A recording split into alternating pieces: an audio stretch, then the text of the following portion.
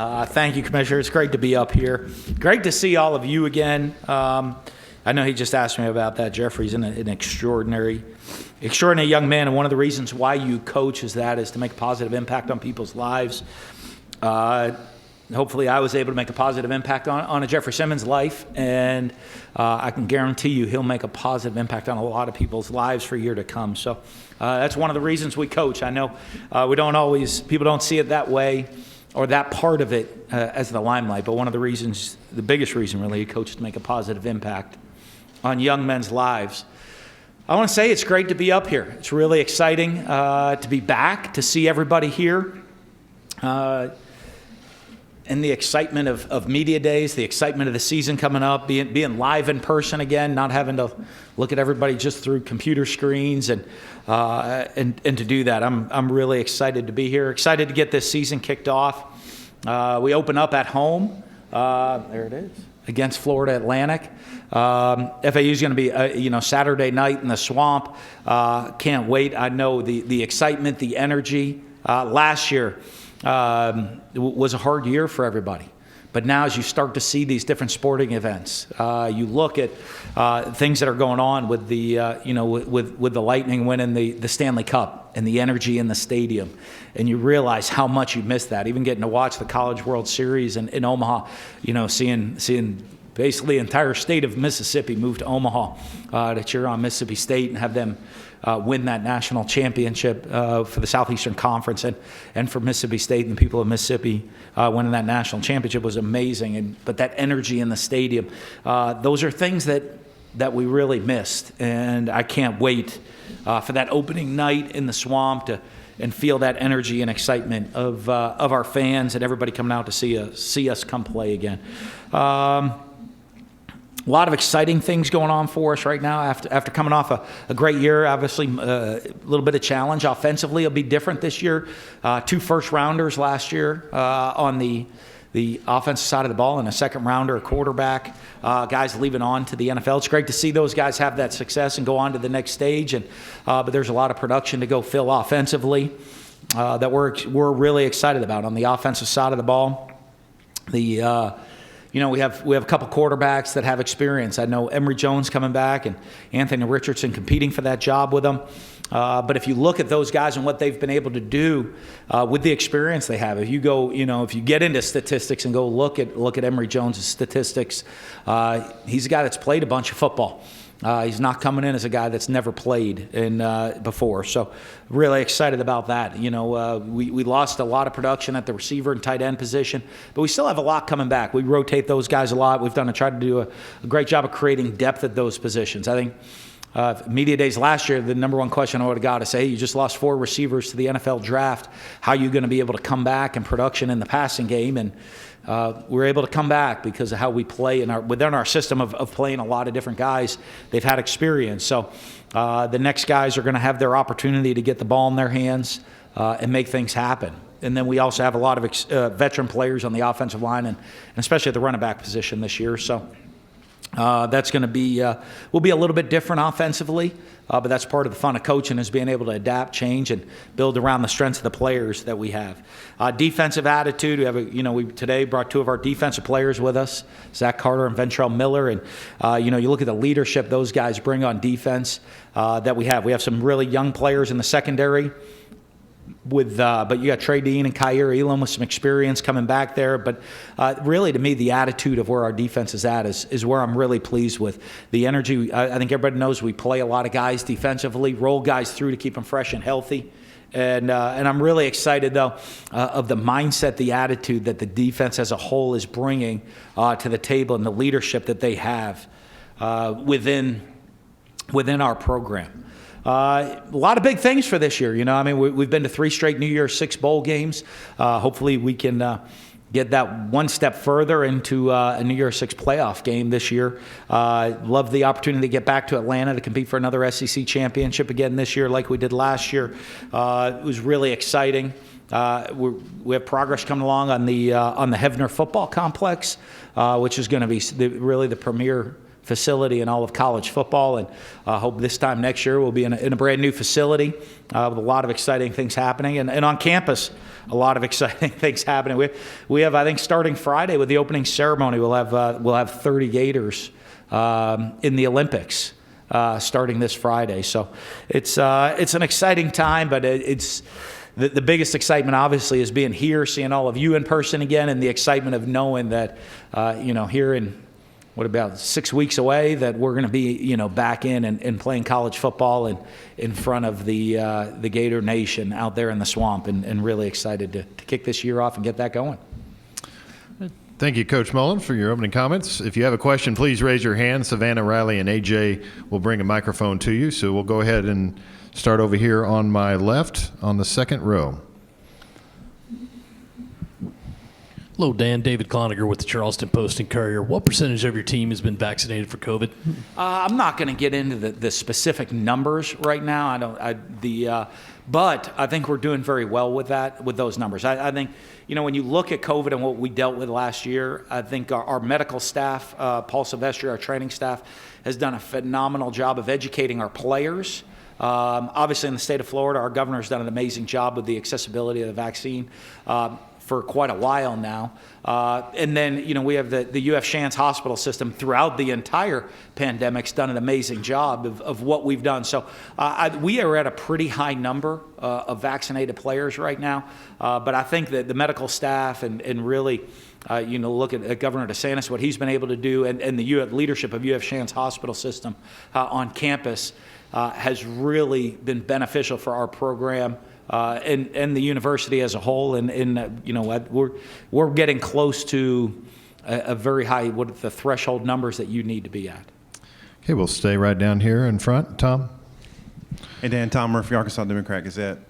Given your quarterback scenario that you mentioned a moment ago, do you feel like you maybe go back to your bread and butter roots? Is there a tweak to your system that you think these guys will offer? Yeah, I guess after, I think as Greg mentioned, 13 years here, I don't know which my bread and butter is, because we've been all over the place with every different style of quarterback. From if you go back to even being a coordinator, you go back to the Alex Smiths and the Chris Leaks, through the Tebows, to Tyler Russell and Dak Prescott and Chris. I mean, there's been so many different variations. I think the key to it is, and one of the reasons we've been successful is never trying to take a square peg and put it into a round hole. Is let's identify what our guys do really well and build around the strengths of not just the quarterback but the offense as a whole. And we will go to do that this year and build around the strengths of our quarterbacks. Okay, we'll stay on the center section along the left-hand aisle. Coach Mullen, Drew DeArmond, ESPN 97.7 The Zone Radio in Huntsville, Alabama. I wanted to ask about a local kid from my community, Jaden Hill, the process he's made in your defense. I know the secondary is a big key for you guys to bounce back this year. And also, we know after the Missouri game last year, you're obviously a Star Wars fan. What is your favorite movie of the genre? Cool. All right. Well, the Jaden Hill's much easier than the Star Wars question, because, right? I mean, you can go so many different directions with the Star Wars question, but Jaden Hill has done an amazing job. You're looking at a young guy was injured in high school, came in, played for us, got over that injury, has continued to work, has had a great mindset, a great attitude. Obviously, really, great family, high character, excellent student in the classroom. Studies the game, and you look. I think he's going now into his third season with us. That first year, you're kind of learning, figuring it out. Second year, you get the opportunity and take a growth to learn where you are.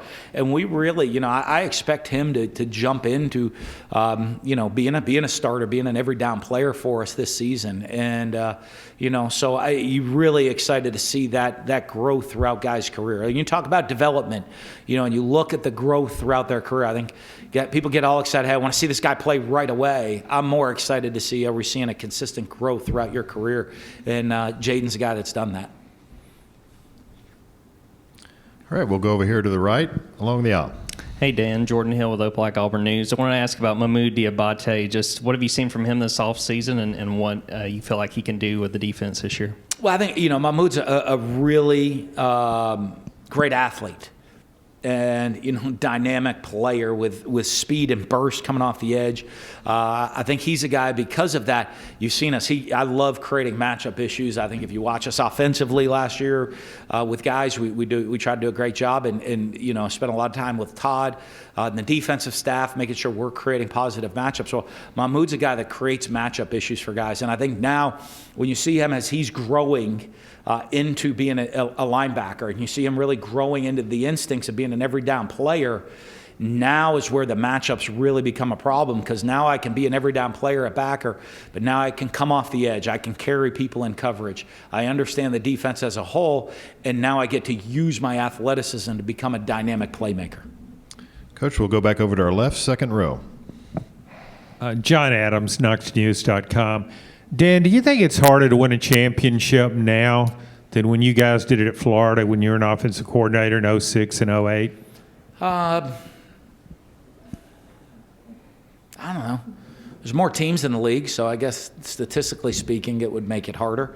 I think the league right now that was at the beginning of where the league is today. So I think top to bottom, the league is probably even at a higher level now than it was then on top to bottom teams. So I think that part of it makes it a little bit harder. I think that, there were some unbelievable high-end teams back then. I mean, I remember going in 08, the SEC championship game was number one against, I think we were number two at Florida. I know Alabama was one. I think we were two or three.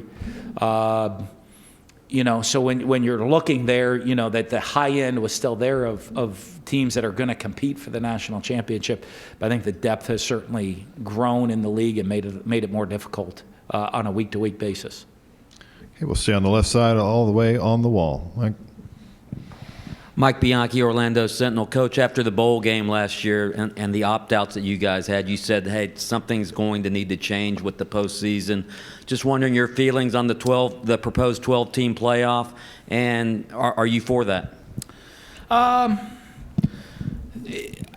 don't know. I mean, you have to look at it. I mean, honestly, I could pull up my Jurgen Klopp and say, hey, that's a question for Commissioner Sankey. I'm just here to coach football.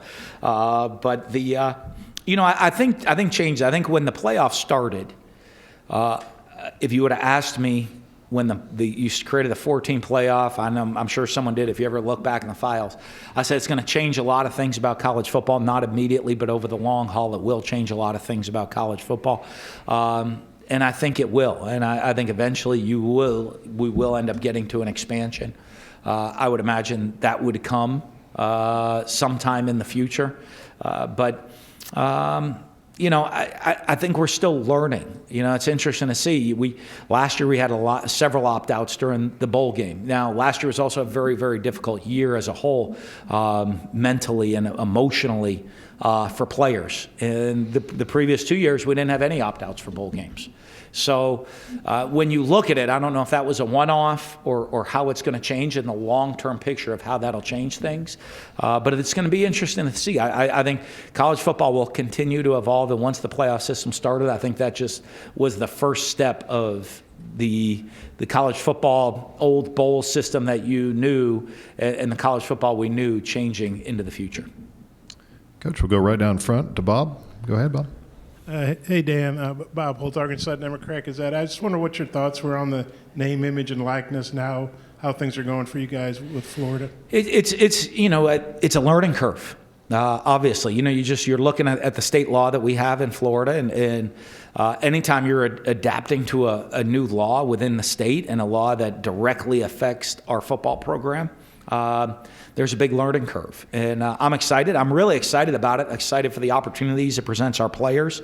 I think it's great for the players, but I think there is a big learning curve. We had a meeting on it this morning, a team meeting on it this morning, of continuing to educate ourselves, educate each other, continue to grow and learn within the law. What's the best way to help the players operating within the law and doing things the right way? And so I think we're going to be on a learning curve here for a little bit of time, as we get into it. I have to get a special name, image, and likeness lawyers interpreting the state law to make sure that we get it set the right way. Okay, we'll stay over on the left section in the middle. Yeah, Edgar Thompson, the Orlando Sentinel. Dan, what caught your eye initially about for Emory Jones, like going back years ago? Where has he grown the most in all this time you've known him, and what are your expectations of him? Well, I think if you know me with quarterbacks, I have very, very high expectations of my quarterbacks. So my expectations are extremely high. I think, when it goes back to recruiting, when I got hired at Florida, I had a message that Emory sent me, and I just sent him a text. He was committed to another school at the time. I sent a text and he says, "Coach, I think when this shakes out, be ready. I want to be your quarterback." And not, I want to look at Florida, I want to consider this, or I'm thinking about flipping schools. It was, I want to be your quarterback. And so I think that part of when you look at who guys are is so critical. And who they've become. And then if you look at his progression, I mean, he came in as a very celebrated high school player, highly ranked player. And I think for a couple of years now, he's learned, he's grown, he's developed. He's a completely different player he was when he walked in his understanding of the game and in his maturity. And I have a lot of respect for guys. I think if you watch and you look at a lot of guys that have had success throughout the years, he had the opportunity to look at a Kyle Trask who went from a pretty much an unrecruited player that he came in and worked, prepared, bought his time, learned how to do it the right way. All of a sudden was a Heisman Trophy finalist and then now is an NFL player and, a second-round draft pick in the NFL. And I think when you look at that, you look at a Dak Prescott who didn't play for his first several years on campus, and now is highest paid one of the athletes in the country this year. I think Emory has showed the maturity early on that it wasn't, I have to play day one. It was, I need to continue to be developed from day one to be prepared for my moment and my time. And that's really what he's been able to do. And that, as I said, you're looking at a guy that's going to, as he comes into the season, he's not coming in with a stat line of nothing. He's coming in with a stat line that he's played at key times in significant games. And, I think that's huge, and it's prepared him for this time. Okay, we'll go to the center section alongside the right aisle. Connor O'Gara, Saturday Down South. Dan, what's the biggest reason that your defense never figured it out last year? I don't know about that, because I think if you look in different games, we're very maybe erratic defensively at different times. But there's a lot of different things that go into that. There's some games we played really, really well defensively. There's some games where I thought we played well, but statistically maybe weren't great. And if you look in a lot of those games if you were going to play us on the other side of the ball, you had to play a different style game maybe than you wanted to or expected to, and take a lot of chances because we were going to score points and you had to try to keep up with us. Or we jumped out to a big lead and you were just kind of, throw caution to the wind to try to put up yards and points as fast as possible. And there's other games, one or two early in the year. I certainly think the learning curve of missing a spring practice and the time off and the speed of the game of going to tackle live for the players and the time off of not being able to do that, I think that showed early in the season, and that improved as the year went on. So I don't know, there's one thing or to say that it was statistically was not where we want to be. But when I look and I go through game-by-game situations, I think it's easy to identify in this game here were our issues, and it wasn't one specific thing. Okay, we'll go all the way to the back left. Cecil? Hi. Hey, Coach. Cecil Hurt from the Tuscaloosa News. Alabama will be visiting Gainesville for the first time, given the quirks of the SEC schedule, first time in 10 years. And just talk about the opportunity to play that game in sort of a non-neutral setting and have the home crowd for that game. Yeah, I think it's really exciting. I don't get the commissioner in trouble here, but, I'd love this to maybe do away with the permanent crossover team, and so you get these type of games more often. I think for the players, for the fan bases, I really think it's exciting to see some more of maybe mixing up the teams from the West and playing two different teams each year instead of a permanent crossover. I think that'd be really exciting so you get this matchup. So it's going to be an exciting day. It's going to be a great atmosphere. It's going to be a fun game to be a part of. And as you said, for 10 years we haven't seen it. You'd love to see that more. I mean, there's teams that'll visit. There's non-conference teams that are going to visit the Swamp a lot more than conference teams. And I think you would love to see maybe a better rotation of those teams. Okay, we'll go to front left. Tom? Yeah, Tom Murphy again, ADG. I also had a schedule question for you. Your take on this, it's interesting. You got a front-loaded kind of home schedule, and then after October 9th, you don't play another conference home game. So I just want to get your take on how that might shake out. Yeah, it's because our conference home game's in Jacksonville this year, and when you play a neutral site game, it kind of throws that off your home and away schedule, So we have one already set. I think I don't know how you'd ever do it, but if the league ever wanted to go to 9-game schedule, which I don't think we're anybody's jumping up and down about right now. But I guess one way you do it is play 4 home, 4 away in a neutral site game, and you can find some different ways or matchups that everybody got to do that, and that'd be one interesting way to do it. And then you have the same number of home and away games would help. But our one game in that stretch that would be the Georgia game, and that's going to be in Jacksonville. Coach, we'll go over here to our right in the middle. Coach Stefan Krajicnik with the Northeast Mississippi Daily Journal. You mentioned Jeffrey Simmons a little bit earlier. Just your overall tenure there at Mississippi State. I mean, how much do examples like him still stick out as something you try to incorporate with what you're doing at Florida? Well, a ton. I mean, I think when you look at players and you look at guys that have become successful, as I touched on earlier, and the most rewarding thing about being a coach is seeing a young person become successful. And accomplishing goals and living out their dreams. There's no more rewarding thing as a coach than that. We've won championships, won a lot of games, lost some games, but really the thing that sticks with you and rewarding is helping a young person accomplish their goals and their dreams in life. And so those are the ones that stick with you. And, I had a lot of great players played for me throughout the years. A lot of guys at Mississippi State that played for me. And, when you see the success stories they have, and I'm not talking about, obviously, Jeffrey in his personal life, Jeffrey in his football life, extremely successful. But you can go all the way. It's beyond football. It's guys off the field and the success they have off the field and the family men they are now is one of the things that makes you the most proud of as a coach. And that's really the most rewarding thing that you get as a coach. Coach, we'll go over here on the left corner. Hey, Dan, Vince Farrar from 99.1 The Sports Animal in Knoxville. Wondering, with Josh Heupel coming over from the state of Florida, if you can share any thoughts or insights on what you think about Josh Heupel. I was going through my years. I don't know that I've ever faced him. So I know he's been successful everywhere he's been throughout his career. And so I think he'll bring a lot of excitement. I know offensively they're always a challenge. They're an exciting team to watch and have a great system, put up some big numbers. And so it'll be a great challenge to finally get the opportunity to go against them.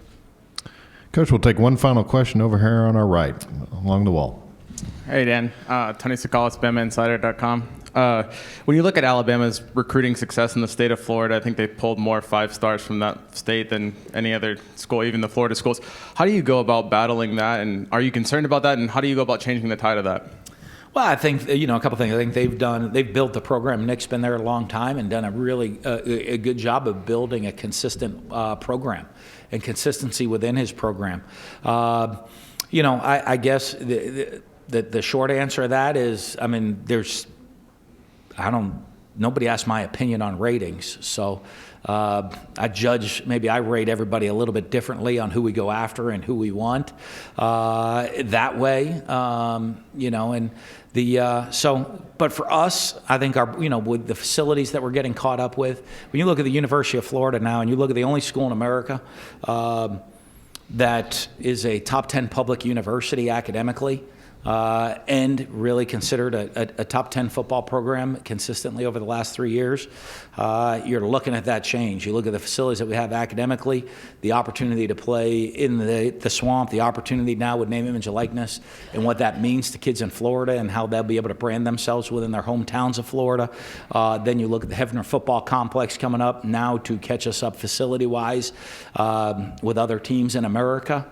That's really, I think, how it's going to change where, if you look at it, that's a school of saying, hey, I don't know if there's a better place you can go in America than Florida if you want the complete package, if you want every aspect of it, with alumni connections, with the education, with the opportunity to play for championships and the facilities. I don't know if there's a better place than Florida. Coach Mullen, thank you for your time.